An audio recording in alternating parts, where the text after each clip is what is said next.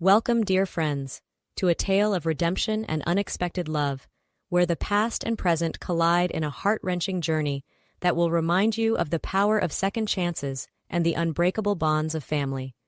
Enjoy the story. Ethan Spencer stared out the window of his luxurious penthouse apartment, the skyline of New York City sprawling before him. His mother's words still echoed in his ears, a conversation he'd had countless times over the past few months. "Ethan, darling, why do you keep torturing yourself?" Margaret Spencer's voice was filled with concern. "I loved Kate too, but it's been nearly 10 years since you last saw her. And now she's gone. Why do you insist on visiting her grave every single day?" Ethan turned to face his mother, his haggard appearance a stark contrast to the sleek, modern decor of his home. "Mom, don't you understand? I feel so guilty. My soul is on fire. I can't sleep peacefully. And Kate never got to tell me something important. I need to figure out what it was." Margaret stomped her foot in frustration. "Son, I'm starting to think you're losing your mind. Do you expect Kate to speak to you from beyond the grave and tell you what she couldn't in life?" Ethan rubbed his face with his hands, feeling the stubble that had grown over the past few days. "No, Mom, of course not.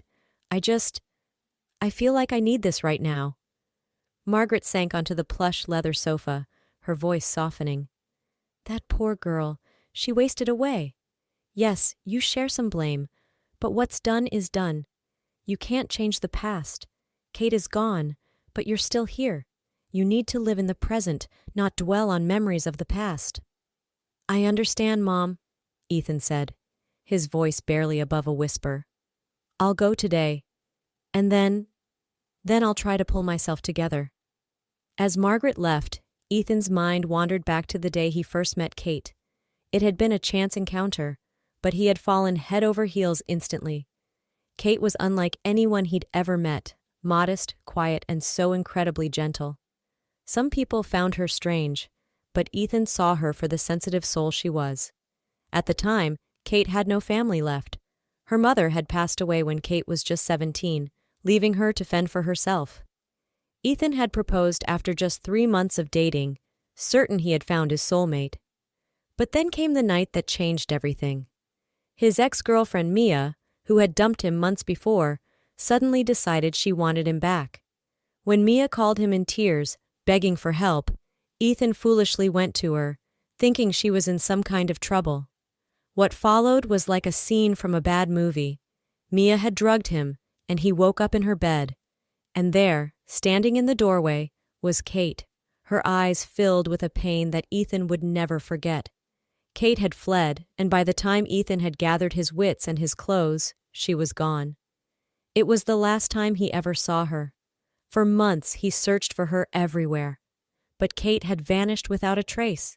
She didn't even come back for her belongings. Ethan's life spiraled into a pit of regret and self-loathing.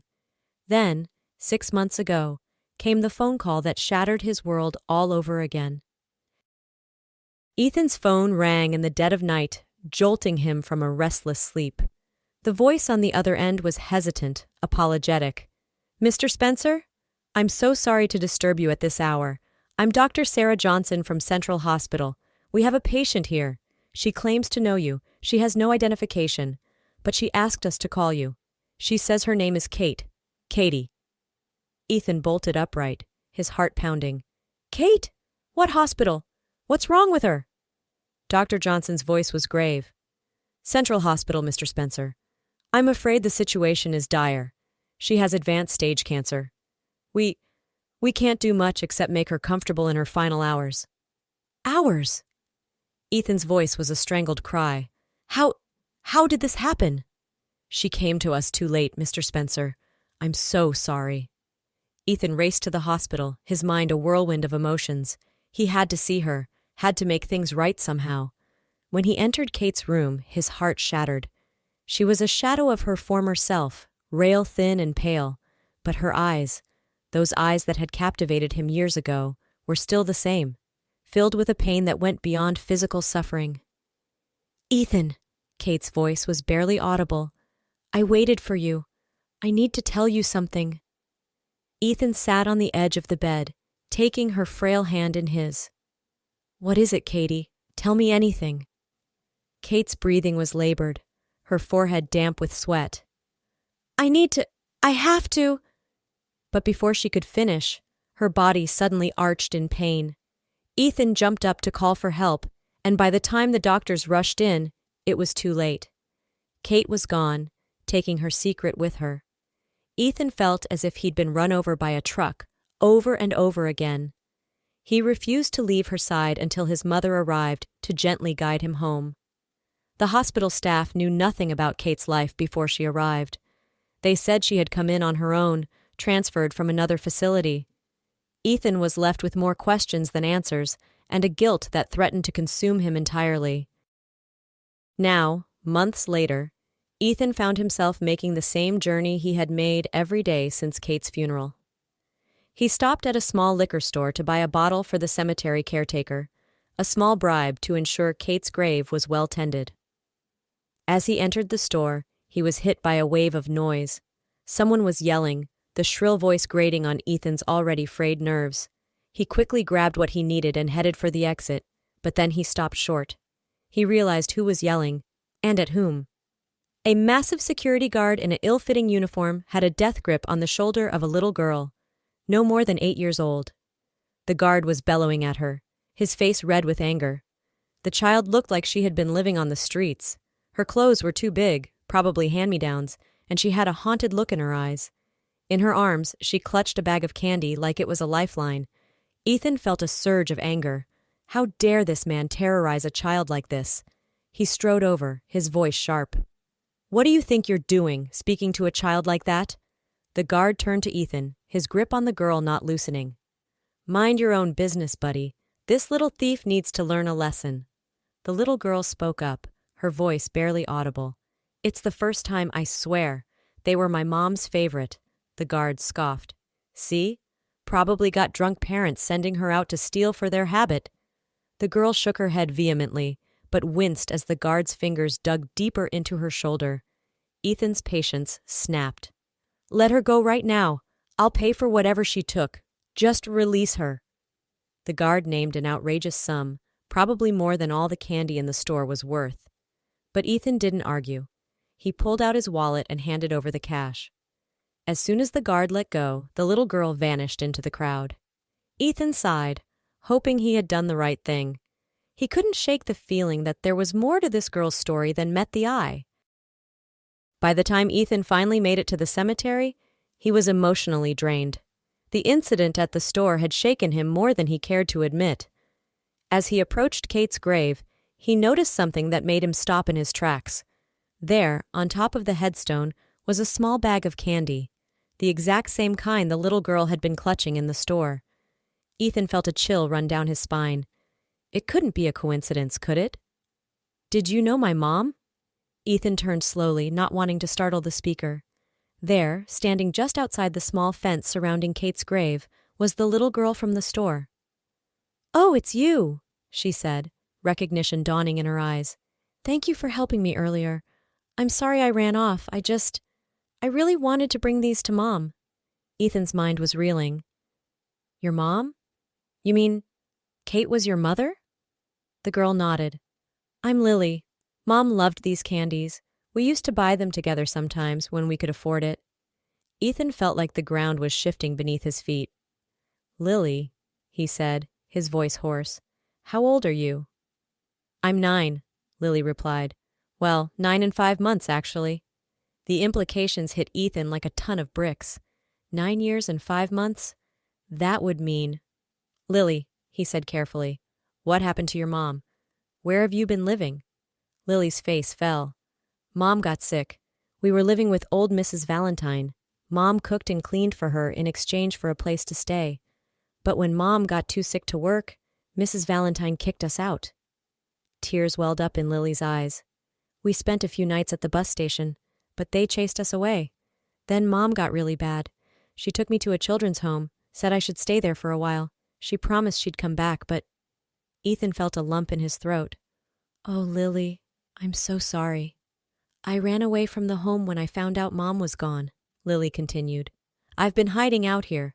It was pure luck that I found Mom's grave." Ethan's mind was spinning. This was what Kate had been trying to tell him. She had been trying to tell him about their daughter. "Lily," he said gently, "I knew your mom a long time ago. We were very close. Would you like to come home with me? My mother's there too.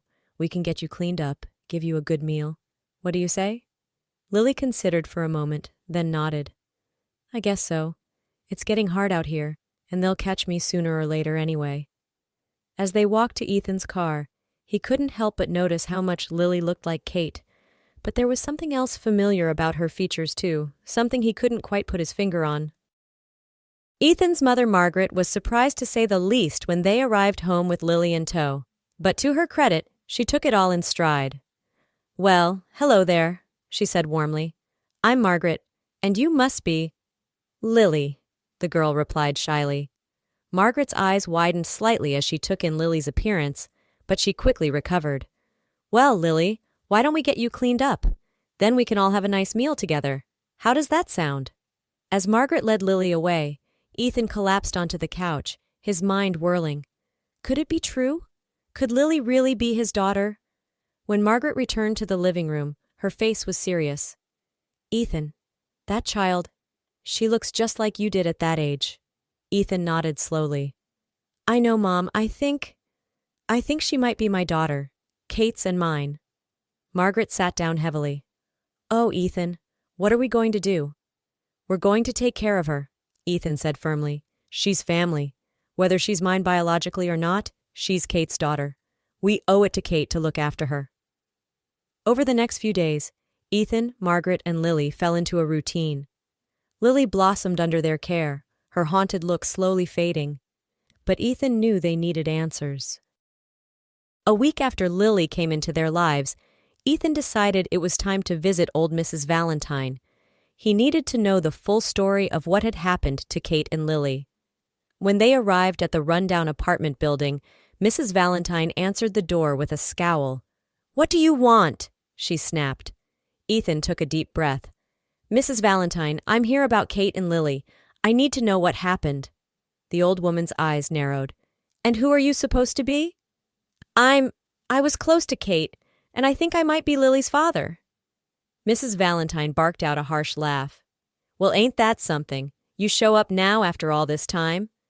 She reluctantly let them in, the apartment smelling of stale cigarette smoke and cheap air freshener. "Kate showed up here years ago," Mrs. Valentine explained. "Pregnant, no papers, nowhere to go. I let her stay in exchange for work. She had the baby here, quick birth, no time for a hospital. I used to be a nurse, so we managed." Ethan's heart clenched at the thought of Kate going through that alone. "So you're the dad, huh?" Mrs. Valentine eyed him suspiciously. "Well, I suppose you'll be wanting to pay me back for all those years I housed them." Ethan pulled out his checkbook without hesitation. "Name your price." As they were leaving, Mrs. Valentine called out, "Wait, Kate left something here. A notebook. She was always writing in it."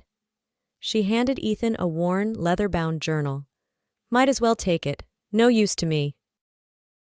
That night, after Lily had gone to bed, Ethan sat down with Kate's journal. His hands trembled as he opened it. The first entry was dated shortly after they had met. "I met someone today. His name is Ethan, and I think I'm falling in love." Ethan read through the night, tears streaming down his face as he relived their relationship through Kate's eyes. Her joy at their early days together, her devastation at finding him with Mia, her fear and determination when she discovered she was pregnant. The entries after Lily's birth were sporadic and heartbreaking.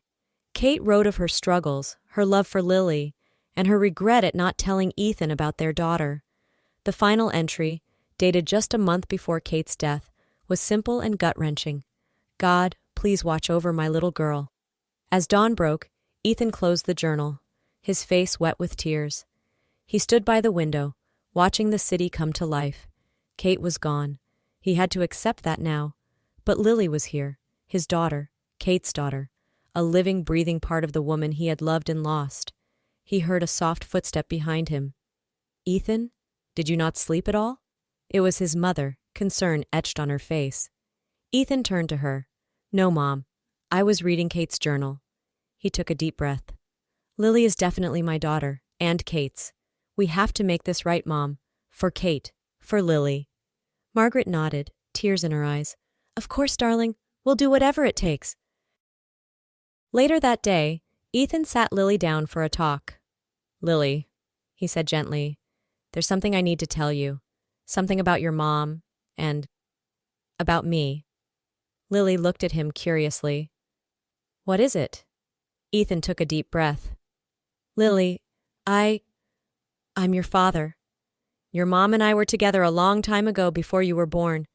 I didn't know about you until now, or I would have come for you both, I swear. Lily was quiet for a long moment. You're my dad? She finally said. But why didn't you come before? You could have helped Mom. Ethan felt his heart breaking all over again. I'm so sorry, sweetheart.